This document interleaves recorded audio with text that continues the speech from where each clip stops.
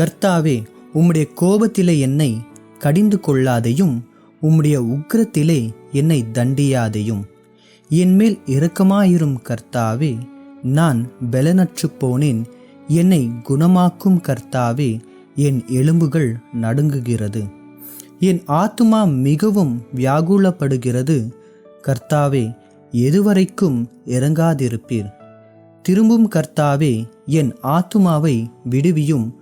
உம்முடைய கிருபையின் நிமித்தம் என்னை இரட்சியும். மரணத்தில் உம்மை நினைவு கூறுவதில்லை. பாதாளத்தில் உம்மை துதிப்பவன் யார்? என் பெருமூச்சியினால் இளைத்து போனேன். இரவு முழுவதும் என் கண்ணீரால் என் படுக்கையை மிகவும் ஈரமாக்கி என் கட்டிலை நினைக்கிறேன்.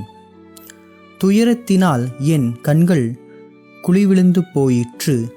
என் சத்துருக்கள் அனைவர் நிமித்தமும் மங்கி போயிற்று. அக்கிரமக்காரரே, நீங்கள் எல்லாரும் என்னை விட்டு அகன்று போங்கள். கர்த்தர் என் அழுகையின் சத்தத்தை கேட்டார்.